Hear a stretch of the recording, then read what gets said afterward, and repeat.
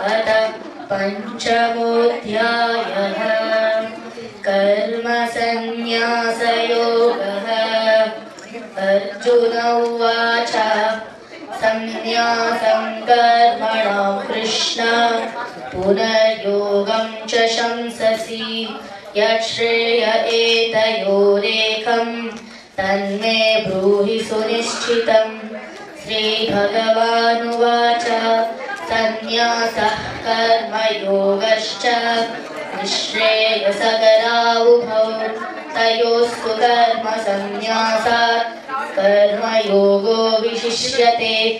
ज्ञेयः स नित्यसन्न्यासी यो न द्वेष्टि न काङ्क्षति निर्द्वन्द्वो हि महाबाहो सुखं बन्धात् प्रमुच्यते। सांख्ययोगौ पृथग्बालाः प्रवदन्ति न पण्डिताः एकमप्यास्थितः सम्यक् उभयोर्विन्दते फलम्। यत्साङ्ख्यैः प्राप्यते स्थानं तद्योगैरपि गम्यते। एकं साङ्ख्यं च योगं च यः पश्यति स पश्यति सन्न्यासस्तु महाबाहो दुःखमाप्तुमयोगतः।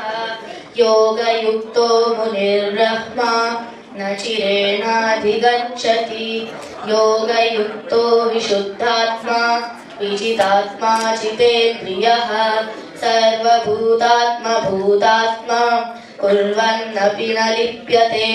नैव किञ्चित् करोमीति युक्तो मन्येत तत्त्ववित् पश्यन् शृण्वन् स्पृशन् जिघ्रन् अस्नन् गच्छन् स्वपन् श्वसन् प्रलपन् विसृजन् गृह्णन् उन्मिषन् निमिषन्नपि इन्द्रियाणीन्द्रियार्थेषु वर्तन्त इति धारयन् ब्रह्मण्याधाय कर्माणि सङ्गं त्यक्त्वा करोति यः लिप्यते न स पापेन पद्मपत्रविवाम्भसा कायेन मनसा बुद्ध्या केवलैरिन्द्रियैरपि योगिनः कर्म कुर्वन्ति सङ्गं त्यक्त्वात्मशुद्धये।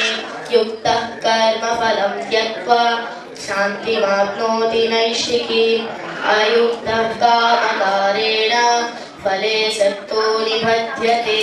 सर्वकर्माणि मनसा संन्यास्यास्ते सुखं वसि नवद्वारे पुरे देहि नैव कुर्वन्न कारयन् न कर्तृत्वं न कर्माणि लोकस्याशुचति प्रभुः न कर्मफलसंयोगं स्वभावस्तु प्रवर्तते नादत्ते कस्यचित् पापं न चैव सुकृतं विभुः। अज्ञानेनावृतं ज्ञानं तेन मुह्यन्ति जन्तवः ज्ञानेन तु तदज्ञानं येषां नासीतमात्मनः तेषामादित्यवज्ञानं प्रकाशयति तत्परम्।